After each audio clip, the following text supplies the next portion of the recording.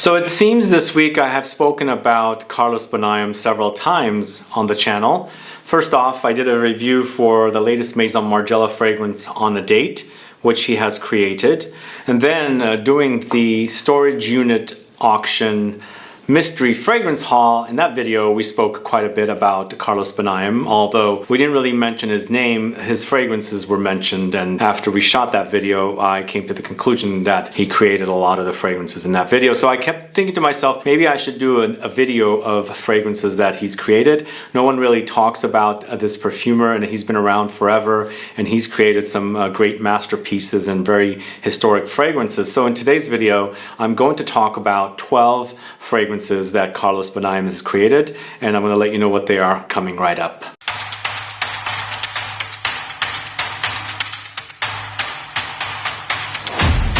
Thanks so much for tuning in. This is Sebastian. Today we're talking about Carlos Benaim. Are you familiar with this perfumer? Do you enjoy any of his fragrances? Let me know, put some comments down so I can find out. We've got a fragrance here from 1978, approximately somewhere around there, by Ralph Lauren called Polo Green. This is a fragrance that Carlos Benaim has created. And there's some classics here, some modern stuff. But unfortunately, if you're a woman, this list will lean masculine. I have one women's offering. It seems I don't have a lot of fragrances that are targeted for female in my collection, but there's a couple, maybe one or two unisex offerings in here as well. But after I was putting this list together, I realized that Carlos Benaim does fougères or aromatic fougère, aromatic fragrances, and also chypres very well. This is his forte, at least from the fragrances that I'm going to talk to you about today. So I'm going to talk about the fragrances randomly, so it'll be modern ones and classic ones here and there, and then we're going to go ahead and get started with the first one. And what I'm going to do is start with the On a Date, and this is a unisex offering for sure. It just came out, and I just did a review of this one. If you haven't caught that video, please go catch it. It's a review for On a Date, and you can also find out where it lands in a top 7 list of MAISON Margiela fragrances. But this to me is a modern chypre fragrance. Of course, as I said, he does chypres and aromatic fougères really perfectly. A lot of them are going to be either chypre or aromatic fougere. This to me is very modern and classic at the same time. I feel like the fruity, fizzy, sparkling effervescence in this particular fragrance does have a very modern edge to it, but in the end it has oak moss and some more classic notes. So some of you might think it's a bit on the classic side.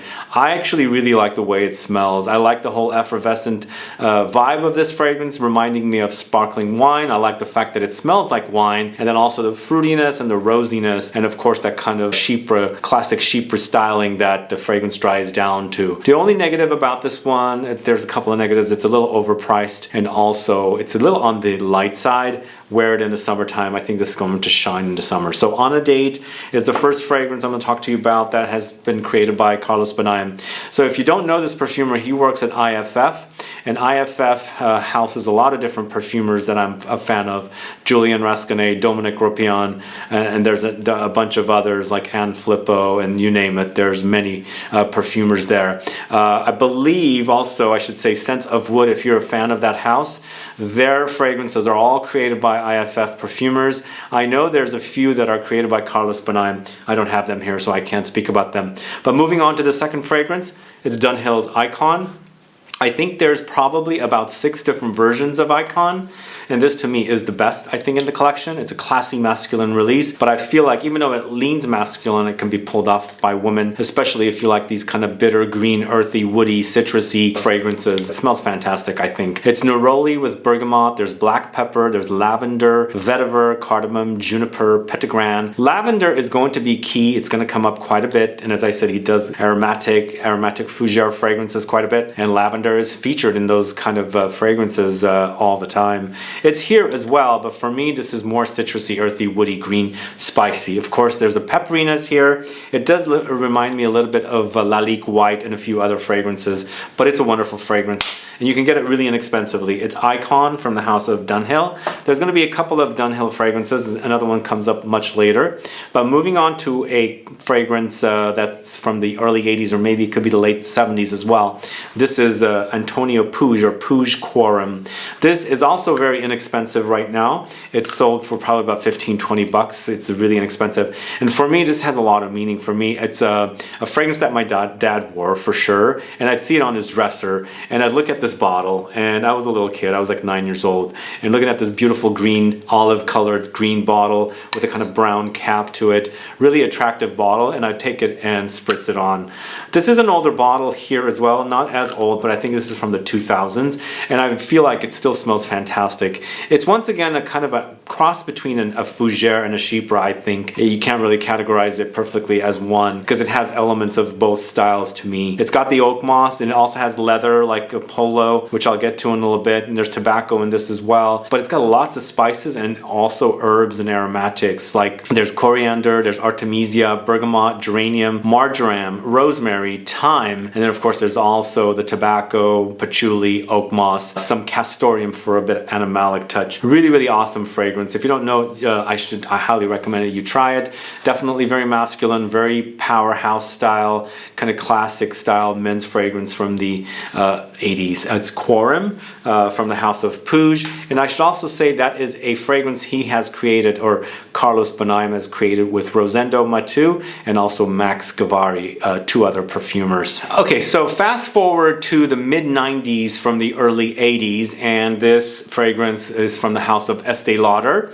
And the mid-90s, after the 90s in general, after the 80s, became watery. I feel like aquatics were introduced in the late 80s, and a lot of brands started offering these kind of lighter, more aquatic-leaning fragrances, such as the case with the Pleasures for Men. So I bought this a couple years ago at a discounter, and it smells super fantastic to me right now. Sure, it's gotten weaker, it's gotten, watered down. It is a watery fragrance though. It has gotten watered down, but still smells fantastic. The unique thing about this one, not only does it have the lavender, which is the key note, it has a fruity presence, and to me also a bit like mango presence, even though the note is nectarine. It's got this kind of stone fruitiness and also a bit of tropical fruitiness in there. But the lavender, nectarine, there's these watery notes, grapefruit, green notes, pepper, oak moss, rose, geranium, and ginger. And for me, that watery note in this particular fragrance gives the fragrance a lightness. So if you don't like heavy, weighty fragrances, dense fragrances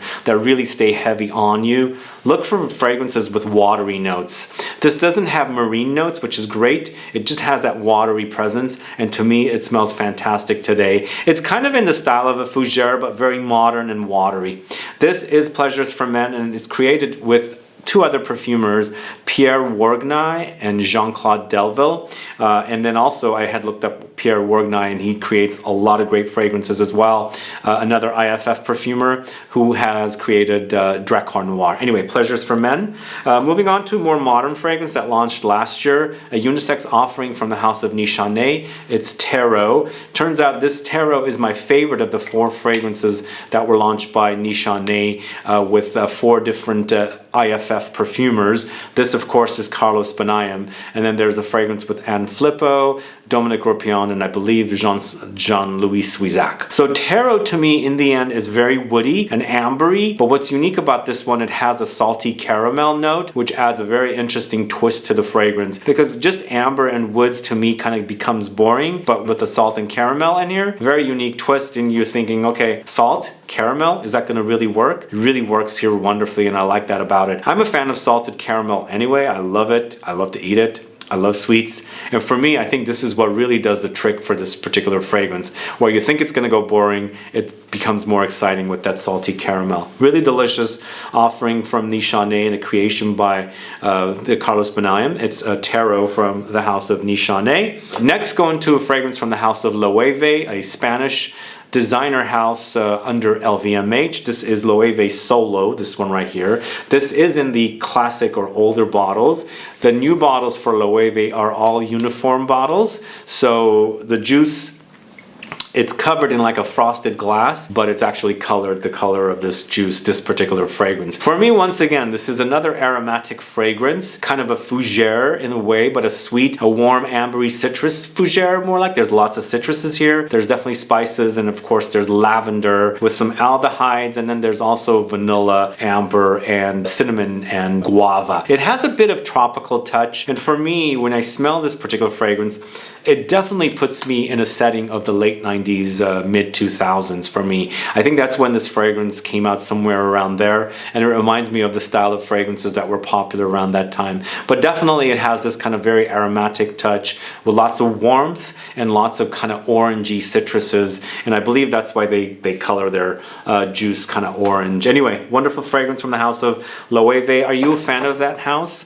I know they don't have a lot of fragrances selling at the department stores here in the States, although I just noticed that Neiman Marcus has a lot of their fragrances online. None of them are here in the store at the San Francisco Neiman Marcus, but probably somewhere. But good that they have this brand now on Neiman Marcus's website. All right, now we're going to talk about that big classic iconic men's fragrance that Carlos Benaim created in 1978 or around there, and I feel like this is probably one of his very first creations. He must have been very young when he did this in the late 70s. This is Polo Green. It's actually a leather. It's also a chypre, so it's a leather chypre fragrance.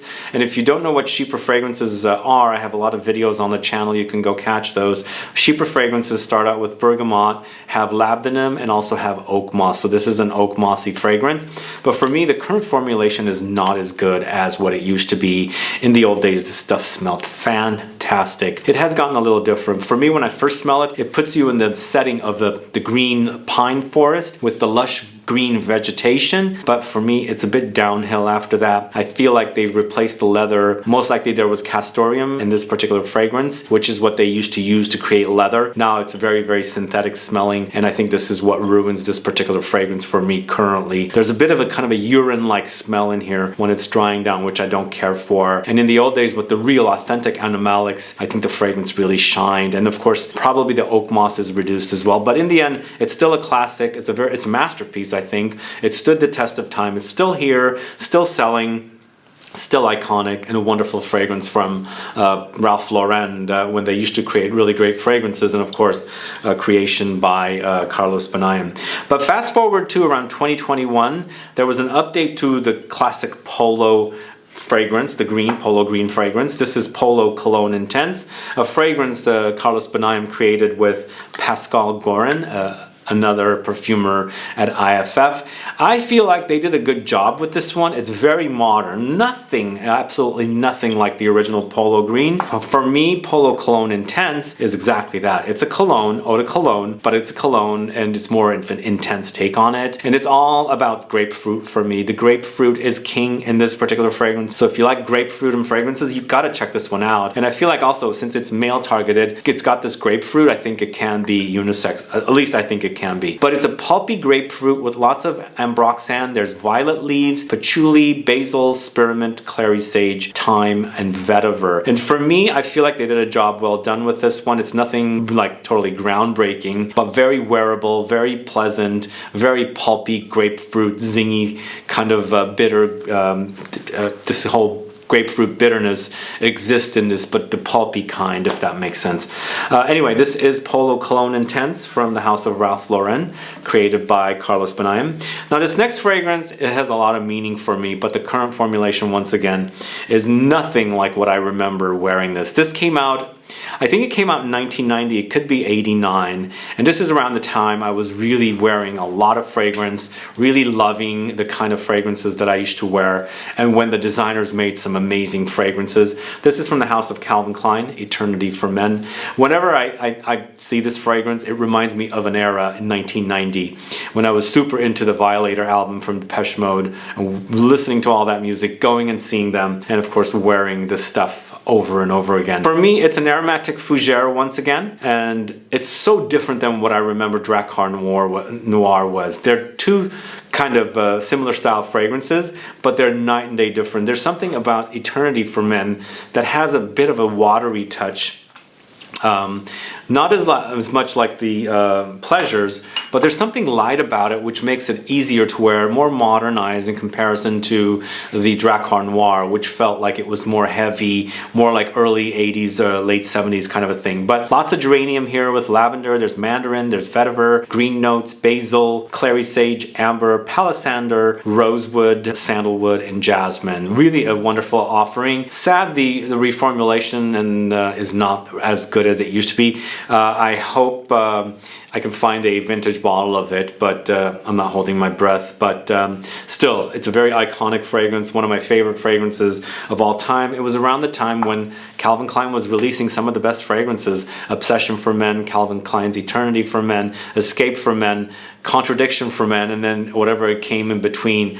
Amazing house for fragrances, but I don't know what they're doing nowadays. So then we're moving on to that second DUNHILL fragrance, and probably one of the better fragrances from this house in the series of fragrances that are focused on specific notes. This is DUNHILL's Indian Sandalwood. One of the best sandalwood fragrances, I feel like. It's very warm and spicy, and also very powdery, a bit vegetal, and also this kind of earthy patchouli running throughout it. It features Indian sandalwood and also sandalwood. There's orris butter, patchouli, carrot, and cypriol. That cypriol kind of adds a unique earthiness to the fragrance. Of course, patchouli adds the sexy layer to the fragrance, but it's very creamy, milky, very buttery, cozy fragrance. And of course, you've got that carrot and orris butter as well to give you that powdery edge. Wonderful fragrance. This smells super fantastic. This is the kind of sandalwood fragrance that I really like. The creaminess, the milkiness, not Santal 33 whatsoever. That stuff, I don't know about. This stuff, super fantastic. If you don't know it, do check this one out. Again, it's my favorite of all the DUNHILL notes focused fragrances, and the Indian Sandalwood smells super delicious. Moving on to the House of Frederic Malle. This is another fougere, and this is there's three fragrances, I should say, from created by Carlos Benaim for Frederic Malle, and this is my favorite. I only have two of them. There's Eau de Magnolia, which Carlos Benaim created, and there's also Dawn.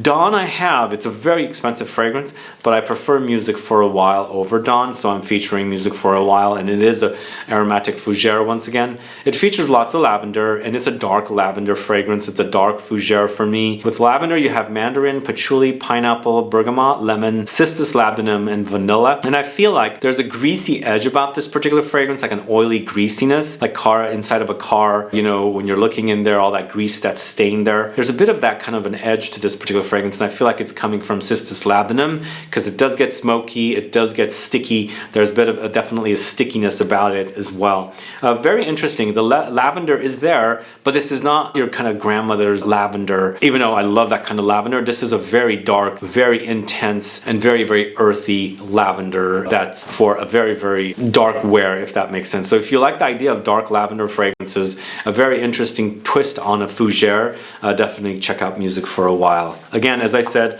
Carlos Benaim does fougères and aromatic and chypre fragrances really well, and he definitely knows how to use lavender, and he's used it pretty interestingly there. And then the last fragrance I'm going to talk to you about is a feminine targeted release. I feel like it's very unisex though, and this is the only feminine targeted release I have. It's from the house of YSL. This is Libra Intense. The reason I think this is a kind of a unisex leaning feminine fragrance is because of the lavender once again. Loads of lavender in here with orange blossom and vanilla. And also I feel like this can be a sort of an alternative to something like Love Don't Be Shy, because you've got that whole combo of orange blossom with that sweet vanilla, kind of creamy, kind of caramelly, and it's here. But the lavender makes it butch, I think. It butches up the fragrance. So it's got the lavender, it's got the tonka, orange blossoms, jasmine sambac, ambergris, vetiver, mandarin, bergamot. Not very feminine to me, I think. And also this is my favorite of the bunch from the Libra collection. I really like it. It smells fantastic, I think, and definitely a job well done. And the last thing I'll say about this is it's a co-creation with Anne Filippo, a perfumer that is also at IFF. Anyway, those are the 12 fragrances I'm going to talk to you about today, created by Carlos Benaim. Are you a fan of this perfumer? Do you have any fragrances that he's created that you're a fan of? Let me know. Put a comment down so I can find out. Let me know if you're a fan of these specific fragrances, and also let me know what I should check out that Carlos Benaim has created. I'd like to find out. Lastly, if you're interested in seeing more perfumer focused videos, let me know which perfumers you'd like to see first. go to my channel and search the name of the perfumer, and if you don't find a video specifically on that perfumer, then put a comment down so I can, you know, find out which perfumer, because I'm going to do a few more of these. I do have one more planned within the next 3 weeks, I think, and then after that I'd like to see what else you guys would like to see. Anyway guys, thanks so much for watching today's video. If you have any questions or comments, please list below. Please like this video, please share it, follow me on Instagram and Facebook, and I'll be back with more videos very soon. Have a good one. Goodbye.